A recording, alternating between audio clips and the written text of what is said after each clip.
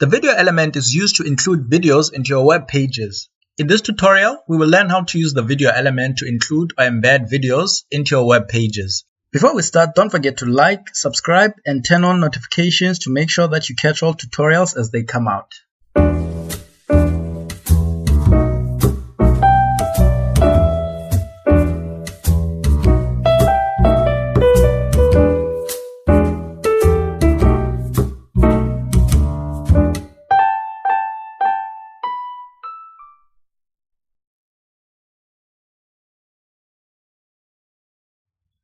Okay, let's get right into it.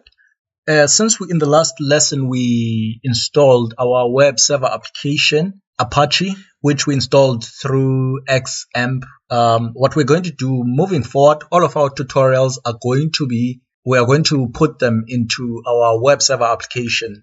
And to be specific, we're going to put them inside the htdoc folder, in the XAMPP folder under the C drive. That's where it should be if you will have followed the tutorial where we install the web server application.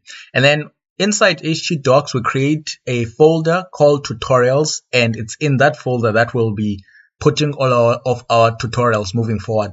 So for this one, we created a folder called video tutorials. So let's get inside of it. And inside the video tutorials, there are two folders, images and videos, that contain the files that we're going to be using for this tutorial. Inside images, there is poster.png. That's an image that we're going to use. And then inside videos, there is the same video, but in different format, an AVI format, MP4, OGV, WebM format. Even though for this particular tutorial, we'll only be using just one video. I'll use the MP4. It's in the next tutorial, that in our next video element tutorial, that we're going to be using all four of these videos. So in other words, this video element tutorial is going to be, or rather the tutorial on the video element is going to be split into two videos, and this is the first of those videos. Okay, so there we have it, the resources that we're going to be using. Okay, let's get into it. So start by creating the index.html file. Yes, we want to change the extension. Okay, and then I'm going to open it with Notepad++. Okay, doc type HTML. You know, the usual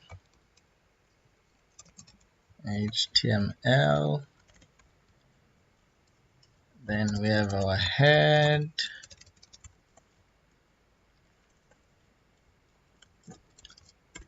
title, let's call it video element, or the video element. Then we go to the body,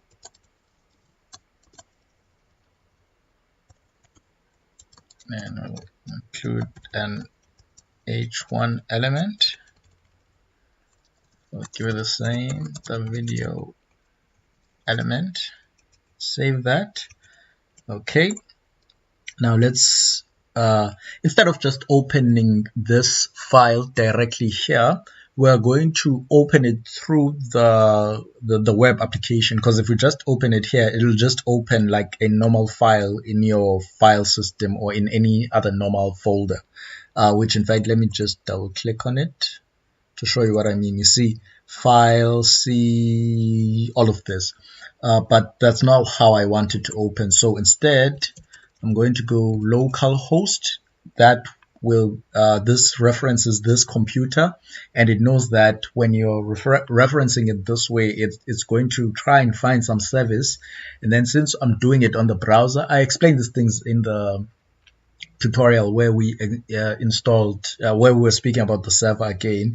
Since we're doing it on the browser, it will assume port 80, but I don't have to say port 80. And then so when I do this, it goes to it. It knows that you are referencing htdocs. So then I can then proceed to say tutorials, and then I can say video tutorial. And then there we go. And inside video tutorial, if I don't specify anything, it will look for the index file or the index.html file, and that's what it displayed. Okay, now let's come and start on the video itself. So the first thing that I'll mention is that the video element is similar to the audio element, and to an extent also similar to the image element, which we learned about in previous tutorials. Both the image element, or the image element, has this attribute, which is source. We use the image element, just a reminder, to include images in your web page. So you'd go source and then specify the image that you want to add. In like manner, the audio element, which is even more similar to the video element, goes like this. You would then specify a source of the audio file, maybe MP3, that you want to include in your web page, and then you'd add other attributes such as controls, etc., as we mentioned in our audio tutorials. So the video element, which uses the video tag, has both a opening and a closing tag similar to the audio element. And then inside you can include a fallback, which is what will be displayed. I don't have to wrap it around p elements, but I think it's a good idea to wrap your fallback content inside some container of sorts, so that it can be easy to style it. For instance, we could style it when you start including CSS. For instance, we could add a class and call this fallback, and then we could maybe add another class called it fallback video, which will be specifically to fallback content of a video. Then inside here we could say your browser does not support any of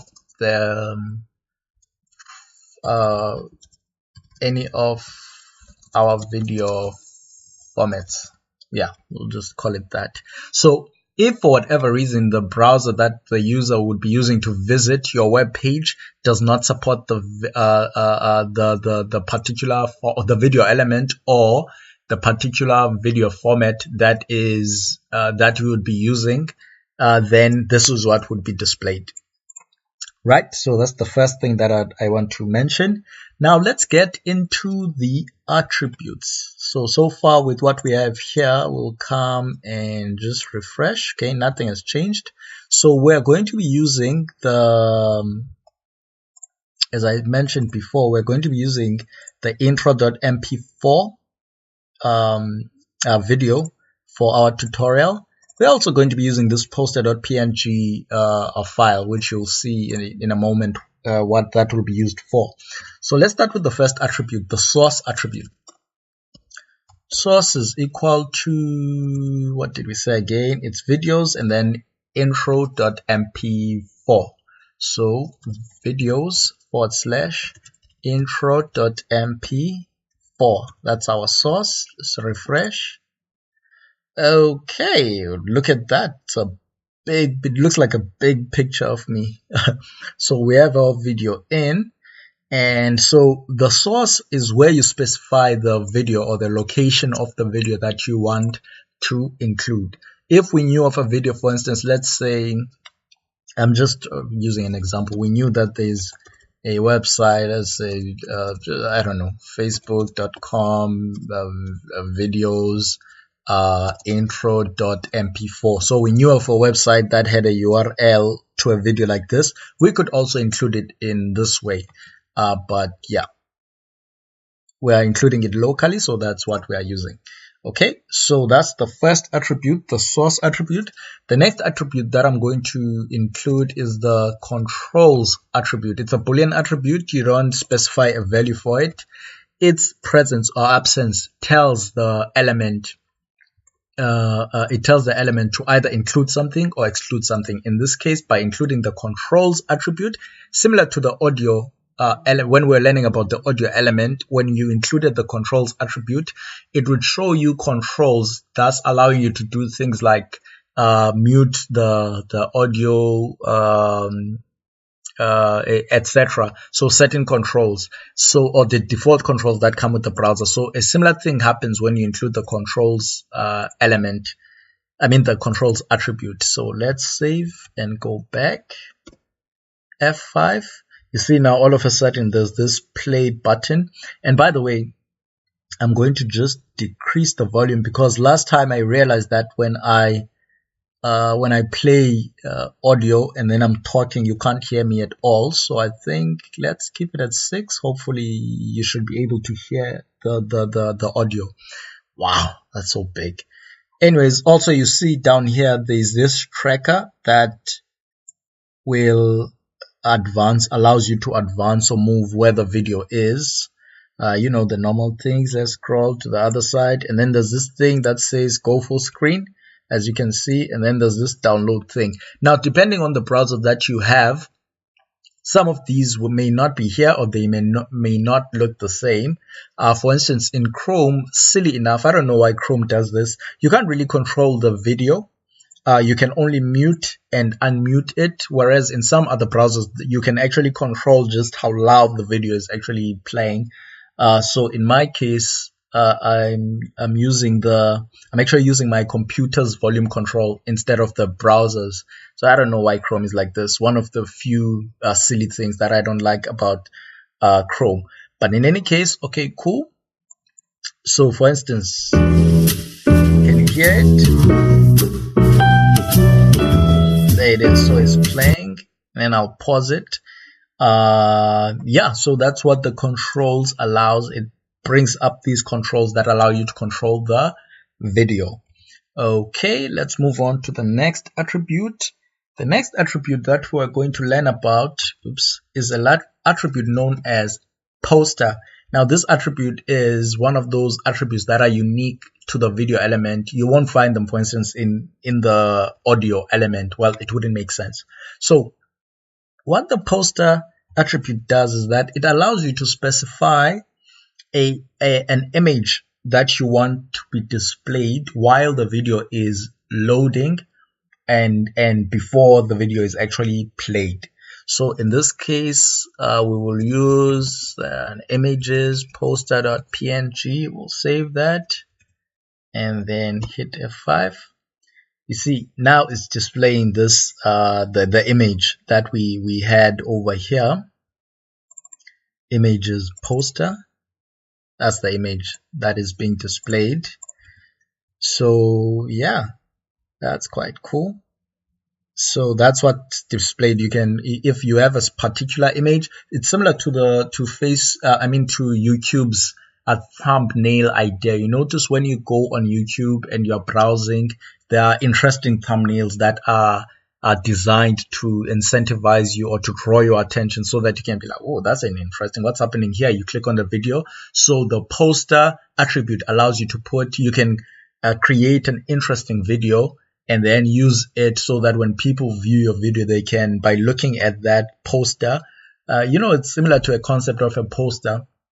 When you have a show and you want a person to be drawn into going to the show, you create a fancy poster. It's the same idea. You want people to be drawn into your video, so you create a fancy poster so that when they arrive at your video, they're like, what's happening here? They click play. And your poster picture can have absolutely nothing to do with your actual video content. That's not a good idea. That's called clickbaiting. People like doing that a lot on YouTube. When you see a video thumbnail that you're like, oh, that's interesting. You click, you watch the entire thing, and the video, the picture that was shown on the video, the thumbnail, had absolutely nothing to do with the video. You want to avoid doing that because sooner or later people will catch on that you creating clickbaits. So you want to use the poster attribute wisely and well. Capture attention, but to not trick people into watching your video even when normally they would not. You don't want to do that. Rather, create interesting content. Anyways, So that brings us to the next one. Now, the next attributes that we're going to learn about is the width and height attributes. So normally you would want to style your video element, because they sort of like style, they will control the size of the element. You would typically want to do such things using CSS, but since we haven't learned about CSS, so I will be teaching you these two attributes.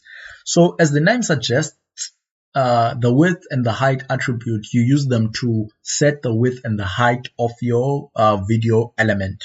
So we will say, for instance, in this case, as you can see, this thing is quite huge. You have to scroll in order for you to view the entire video, and that's not quite cool. So what we will do is we'll say maybe, let's say we want the width to be, let's say 500 pixels. It's pixels, by the way. And then we'll say the height is equal to, I don't know, maybe 300 pixels. Let's refresh. There you go. You see now the video is at least it's quite smaller than before. It fits within the visible space. And then I want to actually show you something else. Let's say if we had said that we wanted the height to be 200 pixels. So you see now that's quite interesting. Then let's see what happens when we play. You notice that the actual video is within here,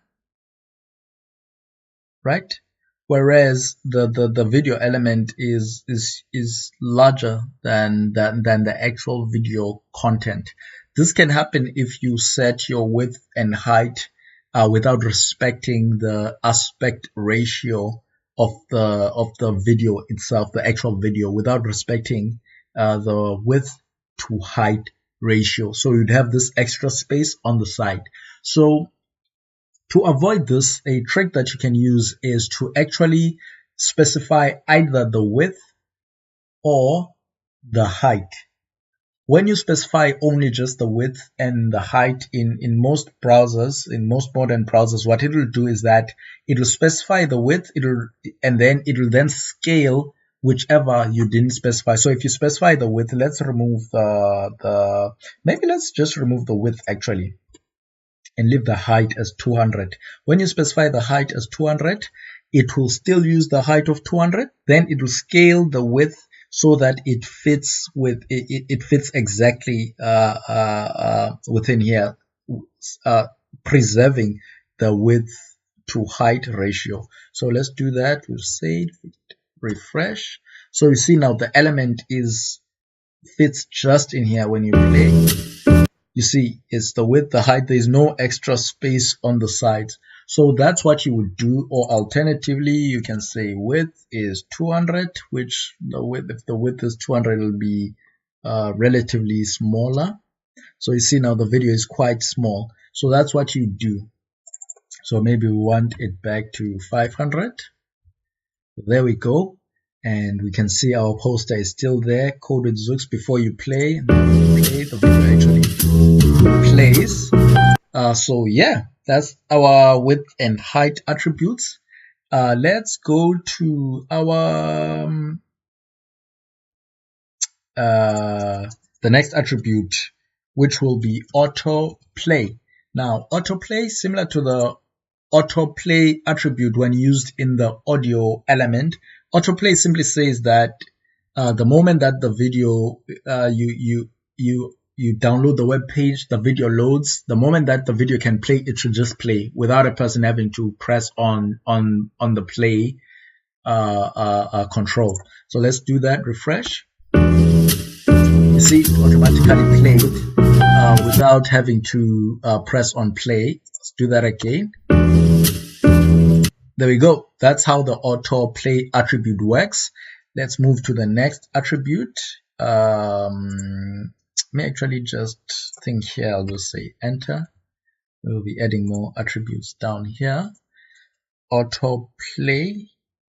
because I want to increase the size. AutoPlay, what's the next attribute? The next attribute we'll look into is the loop attribute. In fact, before I play it, let's see what happens when we play. We get to the end of the video. See, once you get to the end of the video, by default, it stops playing. But once you introduce the loop attribute, save that. Let's say you get to the end of the video. It just plays. Maybe full screen. But by the way, full screen, I mean, you should know this thing. That's full screen. Then not doing anything. Gets to the end. Then it plays again. And it will keep on playing and playing because we've set the loop attribute. So next there is the muted attribute, which does exactly that. See, by default it mutes the audio. So usually when you use the mute, let me just pause this. When you use the mute attribute, similar to I'd argue the AutoPlay attribute, when you include this, the muted and the AutoPlay, or one of these two, you usually would remove the controls. So you see, when you want the video to just come and play, you automatically play, or you want it muted, you usually don't want the user to have controls on it. So you use the video as part of the website, and that's typically when you would use the muted attribute as well as the AutoPlay attribute without the controls. When you don't want controls to be there, you just want the video to, the moment that the web page loads, you want the video to play. So other than that, if that's not the case, you typically do not want to use the AutoPlay attribute. Or the muted you could, but more especially the AutoPlay attribute. If you don't want it to, if you want to include controls, like it's a normal video where a person can play it or pause it and all of that, you typically then not use the AutoPlay attribute and the muted attribute. So let me just bring back the controls. Okay. So that's the muted attribute, which I think that will be the last attribute that I'm going to touch on. So again, there are more attributes that you could learn about concerning the video element, but I think those are the key attribute. If you just say video, HTML video attributes, then you should be able to have a bunch of web pages that will teach you all of these. But I'll actually bring you to, or take you to, one that is very important. I've mentioned this website before, and I'll also include it in the video description. I'll include a link to what I'm about to show you, because this website contains, it's quite exhaustive in terms of going into all of the available HTML elements and all of the available attributes for a particular element. So it's a good idea for you to be friends with this website. So let's say developer, it's Mozilla. There we go, video. So there you go, it's developer.mozilla.org, and then English docs web HTML element video.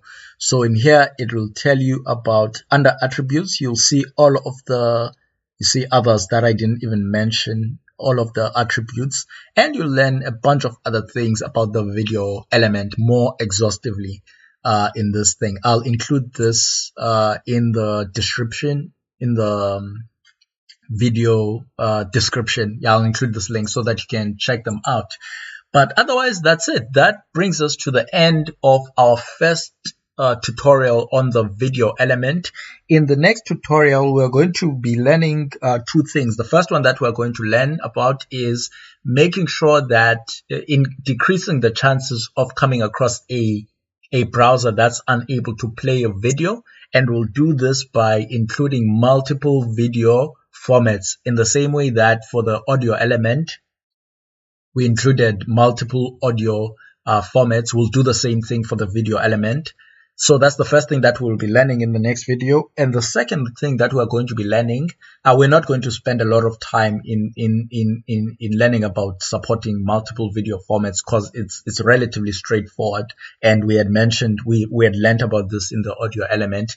What we're going to spend most time, which is the second thing we'll spend most time in the second thing that we're going to learn about, and that will be how to add or include subtitles and captions into your videos. That should be quite exciting, or I find that exciting, and that will be that's probably going to be the first reason why we will actually have moved into using a web application, or HTTP, or a web server application, because you can't quite add captions, and we can't learn about adding captions and subtitles the traditional way. You need to be using your web pages need to be loaded by the browser through a web server application. So yeah, that brings us to the end of our lesson, and please don't forget to leave a comment in the video if there's anything that's not clear, any questions that you may have, or if you feel like you'd like to just anything that you'd like to communicate. Leave a comment in the comment section, or you'd like to suggest that my tutorials, how I can improve the tutorials. Leave a comment in the comment section. So I'll see you in the next tutorial. You can watch other tutorials over here, and most importantly, don't forget to subscribe and turn on notifications so that you don't miss out on tutorials as they come out. Have you subscribed? Are you done? Okay, cool.